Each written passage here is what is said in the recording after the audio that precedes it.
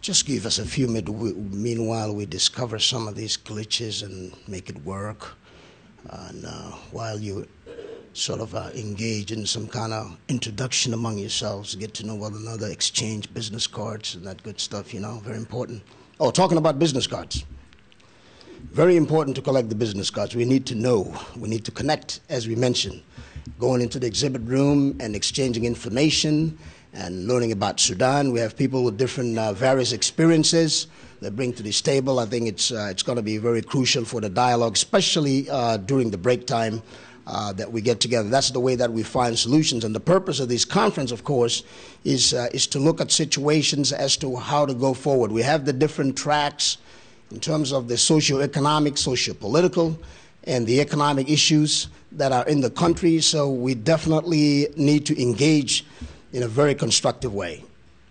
As they say, Sudan is complex, very complex indeed, going through 11 constitutions. Problems still continuing, so we really need to see how we can get that done. There's a lot of saying the international community needs to get involved in the issues of the Sudan, to solve the issues of Sudan. But what about the Sudanese themselves? The intervention of the international community has to be championed by the Sudanese people. It is our case, our problem. We have to articulate it in support of the Americans, the organizations, and the international community. It starts here in Washington, D.C. We need to champion it.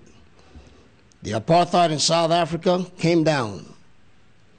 The movement, the constructive engagement during the Reagan era, well, we need to start another political movement in this country in order to transform Sudan in a democratic way. How do we do that? By politically being engaged and organized.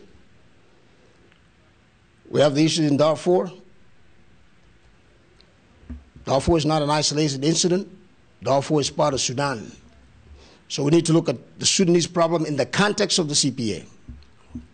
How do we do it? Bringing the people together, starting here in Washington, D.C., engaging and starting the movement slowly as it grows, and letting the international community understand that nations must come together to build a community of nations that value human rights, peace, democracy, and sustainable economic development. And I think it's very important for the Sudanese people to realize that. The Sudanese people need to be in the front seat. They need to drive this bus or this train, the train of change. The train of change will leave. Will leave very soon. It's not going to wait for a long time. So the train conductor or the train driver is asking you to hop on this train of change. Regardless of what you do, the train is going to leave, so we all have a stake in this. The people who value peace will have to come on this train to make sure that Sudan is democratized and changed. It's not only Sudan alone. All issues happening in the world. We have the Democratic Republic of Congo, DRC, we have problems there, in other parts of the world. So I think it's a regional issue. It's not only Sudan alone.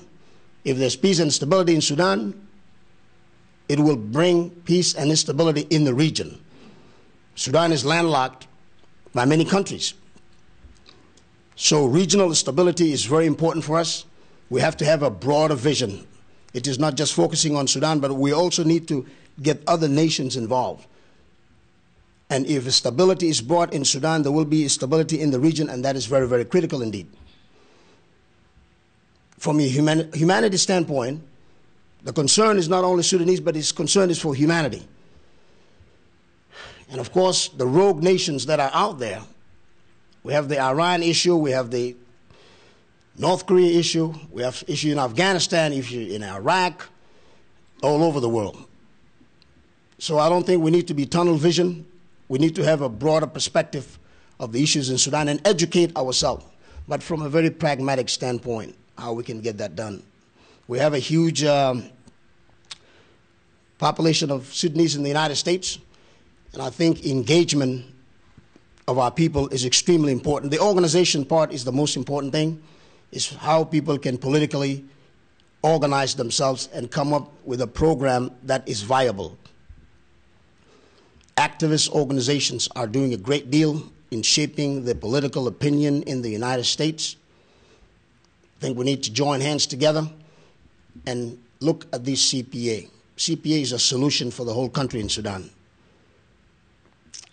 CPA can resolve the issues in Darfur.